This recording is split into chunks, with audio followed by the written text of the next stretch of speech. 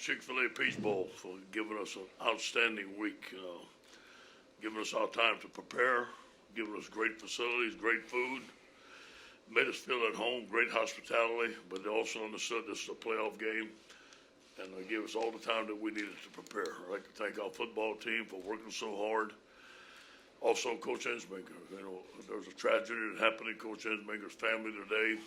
I was the one that had to tell Coach, and here's what I told him. I told him what happened, and here's what he said. Coach, we're going to get through this. And obviously he was distraught, but he called a great game today, so just goes to show you the integrity and the grit and character of the men on our football team.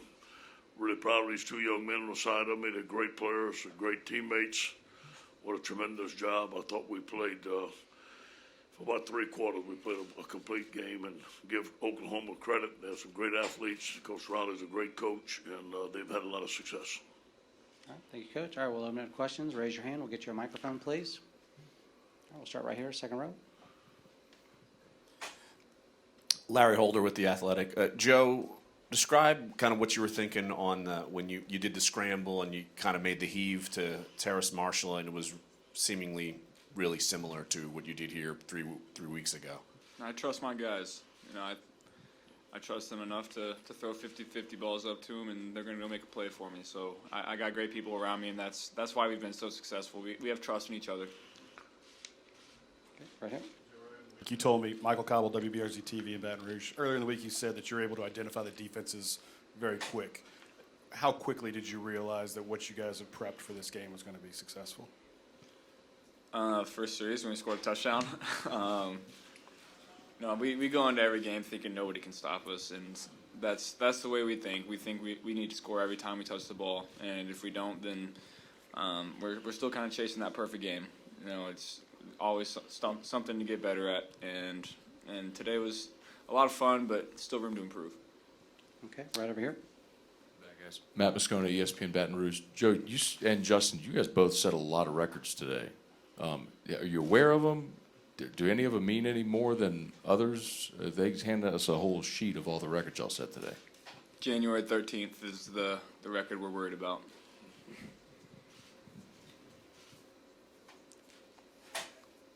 Justin. Same.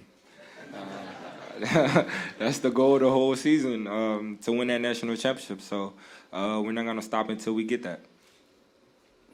All right, right here, middle of the second row. Yeah, hey, Doug Mouton, WWL-TV in New Orleans. Look, Ed, I know it was obviously a rough day for Steve. For you personally, dealing with this, how difficult would you describe it for you? Who knows how to handle something like that? You know, being a head coach, stuff's going to happen. You don't know when it's going to happen. You got to be prepared. And but you know, when you have great people around you, it makes it a lot better. It was tough. It was tough. I didn't want the team to know. I didn't want it to affect the team, the mindset of the football team, the energy of the football team. Neither did Steve. We did not try to keep it to them. I think they found out before the game, and you know, there was a little concern there might be a little low, but it sure wasn't the way we started. And you got to give the credit to our football player. All right, right here on the left side, 3/4 of the way back. Tony Marks, Villepinte Gazette. Full disclosure, earlier on the radio today, I said you would win 28-16, so me a couple for that. But this is for all three of you. Put this game and the season in perspective for you. Go ahead, Joe. I think, you know, that'll be a question after January 13th. I'm not reflecting on anything right now. We're full steam ahead, getting back to work. We're not done. We still have we have one more game left. We're going to go in these next 2 weeks focused, ready to go, and, dominate the next matchup that we face. You know, I'll give them some credit, but I'm going to enjoy the win tonight. Semi-final playoff game against a darn good football team. I don't know how many top 10 wins these guys have had this year. I think it's more than anybody in a long time. So I'm going to enjoy this victory. Oklahoma's a good football team, and then we're going to go through the process. We'll get a couple of days off, and we'll watch the game tonight and see who we're playing, and we'll start preparing. All right, Steve. Now, behind him. Kind of a two-part question. Coach, first of all, was it a difficult decision at all for Coach Ensminger to decide to work tonight? There was no question. He didn't hesitate. And as far as the players, when did you guys find out about this, and how did it affect you? I found out about it in the post-game interview. Nobody said anything to me about it till then. It was same. I found out in the interview, and just the fact that he still stuck with the game and still called a great game. So that just means a lot for the players, and I mean, I feel bad for him. I'm sorry for him for his loss, but I mean, we're all with him. All right, right here in the front row, right side. Hey, Joe. Jamar has had a lot of the headlines this year, and deservedly so. He's had a fantastic season, but Justin has been your guy now for 2 years. I mean, can you just talk about this performance for him and what, you think it means for this team? I think he'll be the first to tell you that he could have had 2 more touchdowns, but I missed him on down the sideline and on the right one. He made sure to let me know that one on the sideline.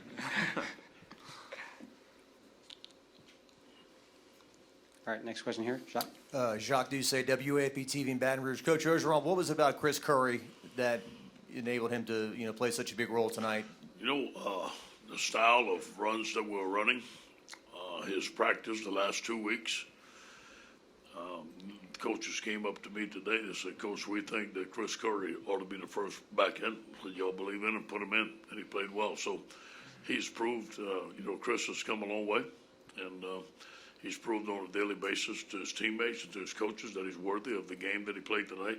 And I'm excited about him. And I'm excited about the other backs too. And I'm really proud of Clyde. Clyde was hurt, but he wanted to play for his team. He played in some situations and did a good job. All right here, halfway back on the right side.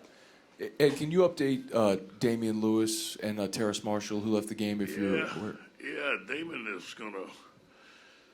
Somebody hit his ankle on the side, and he's gonna be out for a little bit. I don't know the severity of it yet. Terrence, I think, is gonna be sore for a little bit. Should be fine. Dito is the one. I don't know if he's gonna be able to practice in a week or so. We'll see. All right, all right, Barrett. Ed Barrett, Salee, CBS Sports HQ. You always make a point to say that this is for the state of Louisiana in your post-game press conferences. Now you're going to the national championship game in the state of Louisiana. Just what does that mean to you? Great story. Obviously it's going to be a great day. It's going to be a purple and gold crowd in that Superdome. The state of Louisiana is going to be on fire. But all those things doesn't win the football game for you. We have to prepare. We have to study. We have to be ready to play our best football game. Obviously, when you're playing a national championship game, you'll be playing a very, very good football team. So all those things on the perimeter are nice. It's just like in a fight when you get hit with the first punch, all that stuff goes out the window, and you got to play football. So we're going to prepare, whoever it may be, and obviously we feel that's going to be an advantage playing at home, and we love that it is at home, but that's not going to win the game for you. All right, right behind Gary. Yeah, this is for Joe. Gary McKillop, AP Radio. You had that huge lead going into the second half, and I'm just wondering, what did that do to you? Did you kind of take your foot off the gas or something? I mean, you still did well, but nothing like the first half. No, we didn't take the foot off the gas. We went into halftime, said it was 0-0, and we came out and scored on the first possession and then missed a field goal the second possession. So we were moving the ball, and I think those are my last 2 series, I believe. Did LSU adjust? They were doing exactly what they were doing in the first half. We were still moving the ball, still scoring points. All right, right here in the front. Dick Cox with Cox Sports Broadcasting and Lindy Sports. This is for Joe and for Justin. When the game plan is clicking like that, what's going through your mind? Anxious to get back out on the field, or what are you thinking when it seems like everything's working? Yeah, let's get back out there on the field and keep executing. I'm just thinking about my read keys and what I have to do each individual play. So I'm hoping that obviously I'm hoping the defense gets stops every time, but every game I'm just going through read keys, going through what my coaches want on each particular play call and try to execute the best of my ability. Marty Smith, ESPN. Congratulations, gentlemen. Coach, when and how did you learn about the plane accident? And how do you process that information to be able to disseminate that to Coach Ensminger? You know, it's funny, Derek Panamsky and I was writing, we have a coaches meeting at 12:30, and we had finished walkthrough at 11:30, so I was kind of writing down the things and the game plan stuff that we're going to discuss. And I looked at Derek, and I said, Derek, you know what? Thank God we've gone through the whole week without any incidents. Usually you go to a bowl, something happens. None of our guys were tested or suspended for anything. Nobody missed curfew. It was almost a perfect week. Then he got the text, and I had to go find Steve, and then I told him. It was about 12:30.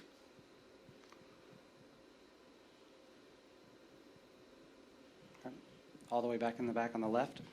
Ed Daniels, WGNO New Orleans. Coach, that's now 55 touchdown passes for Joe for the season. You're a student of the game. Do you think that anybody in college football has ever had a better year than Joe is having right now? No. Not I can remember. No, they had some guys running the football and stuff like that. But to see what those guys are doing out on the field, and me being a football fan, I'm kind of a fan. I'm like, hey, go ahead, guys. Way to go, man. It's incredible what this coaching staff has done, what these players have done, the connection that they have with the receivers, the protection on the offensive line. I've been a part of some good football teams, but I've never been a part of an offense like this. All right here, Steve. Yeah, Steve Hummer with the Atlanta Journal-Constitution. And it's another Joe question. You've seen an awful lot from him this year. I don't know where you put 7 touchdowns and a half. How do you process something like that?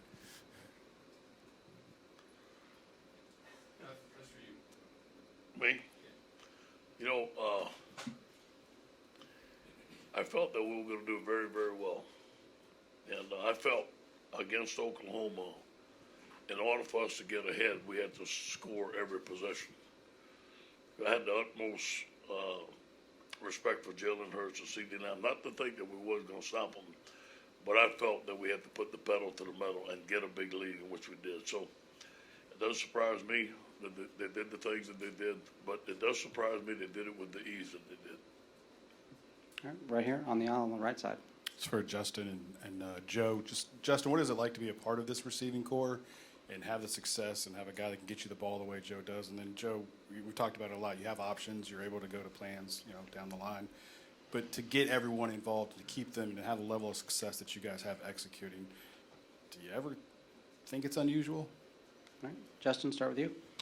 To have this receiver core and have Joe throwing it to us, kind of makes our job easier. All we have to do is just catch the ball. So just going to practice every day, just working with each other, just being competitive, just being our normal self, just being goofy, just laughing at all practice. That's what we do. So just not being really, so serious all the time, just being ourselves, and Joe just make our job easier. Yeah, I think it's nice to have a couple goofy guys when I'm so serious all the time. So they keep me, having fun on the football field. But I wouldn't say it's unusual. I would say it's special. We've worked for this. We know the kind of team we have. We know the kind of guys we have, and I think it starts with the relationships that we've built and between us and the coaching staff. We're such a close team. I think that's why we've had so much success. All right, we've got time for a few more. We'll go right over here on the right. Amos Morale, WWL Radio. Justin, Thad told us that he came up to you after your 4th touchdown and said, hey, share the wealth. Just what's it like playing in a game where, you guys are having that much fun on the sideline? Once someone's hot, why not keep going to them? So Joe just keep finding me on the field, just making those big plays. Just like Coach said, big plays filled emotion. So just going out there, just doing what I got to do. All right, let's go right here in the middle of the third row.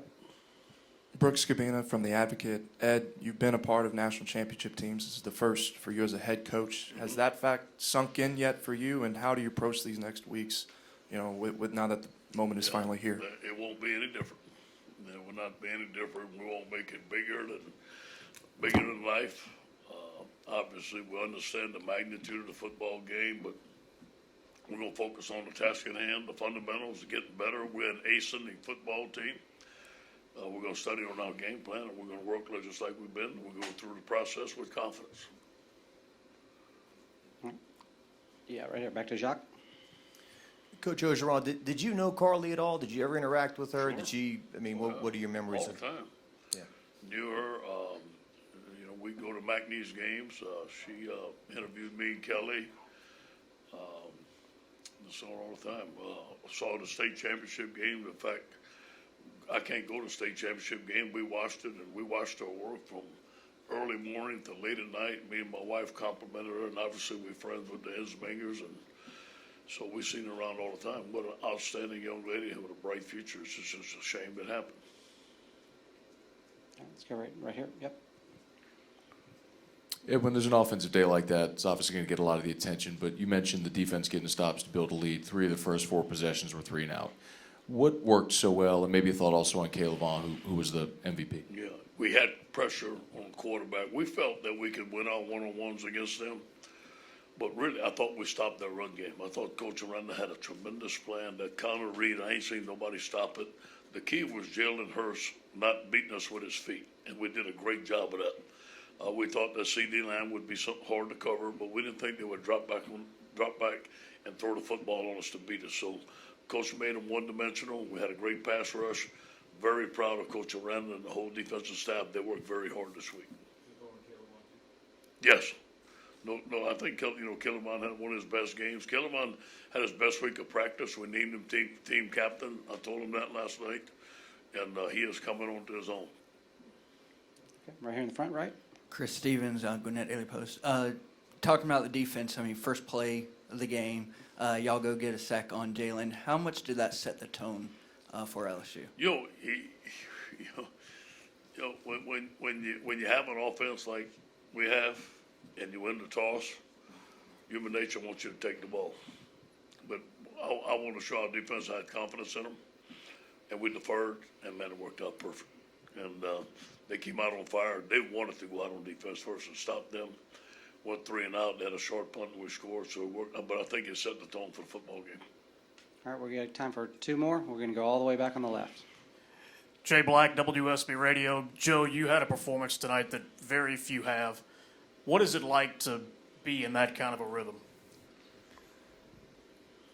To be honest, it wasn't my sharpest game. And this guy was bailing me out on a couple of throws that I had missed, and guys like Terrace and Jamar were bailing me out on some misreads and being late with the football. So, I think I'm excited to get back to practice and kind of tune those things up. But that's kind of team we have. If someone doesn't have their best game, the other guys step up. All right, over here, far right side, halfway. Jim Trusby, Wall Street Journal. Joe, you were saying that you were still in search of the perfect game. In the late game right now, Ohio State has an early lead. Are you would that be a perfect ending for your college career? I'm excited to play in the national title.